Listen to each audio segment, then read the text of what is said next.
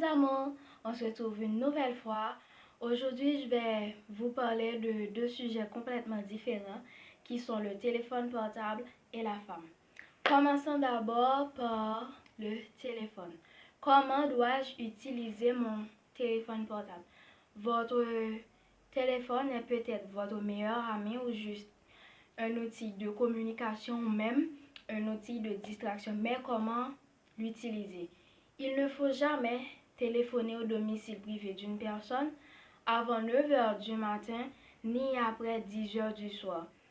À la rigueur, on peut le faire si on est un parent, un intime ou si on doit prendre une nouvelle ou annoncer une nouvelle vraiment importante.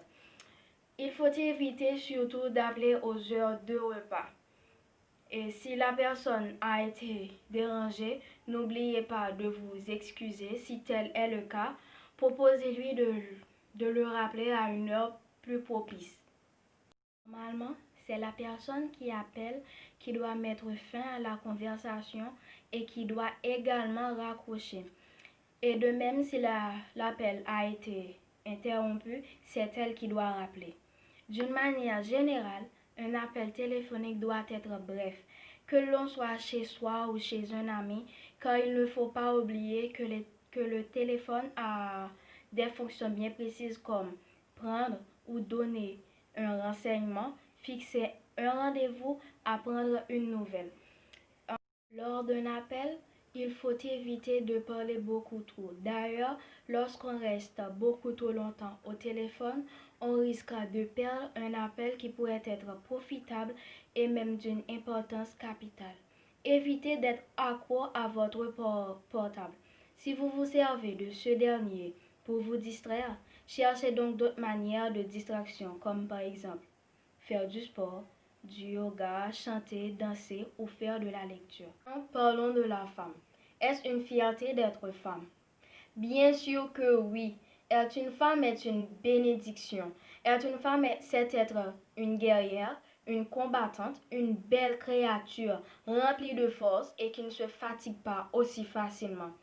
Malgré que c'est une fierté d'être femme, il est vraiment malheureux de voir que certaines femmes cherchent en tout point à égaler les hommes dans tous les domaines. Elles laissent tomber leurs qualités féminines et leurs attributions féminines. De ce fait, quelle que soit la lutte des femmes et les moyens qu'elles utilisent, elles doivent apprendre à fermement conserver leur féminité car c'est une fierté d'être femme. C'est quoi le bon sens chez la femme? Une femme ne doit pas être seulement agréable à regarder. Ce qui doit surtout plaire en elle, ce sont les qualités intérieures qui sont la sagesse, la tranquillité, la maturité, pour n'en citer que cela. Beaucoup de femmes, sans être belles physiquement, sont vraiment belles mentalement. Il appartient seulement à la femme de s'étudier, de se découvrir, de se mettre en valeur et de s'adapter aux conditions de la vie. C'est la fin pour aujourd'hui. J'espère que ça vous a plu. N'hésitez pas à liker, à vous abonner et à activer la petite cloche. À toutes ces personnes qui, dès le début, ont été toujours là pour me soutenir, pour me conseiller et même me proposer certaines idées, je vous dis merci grandement. Merci de votre gentillesse, de votre attention. Je vous aime. Bye!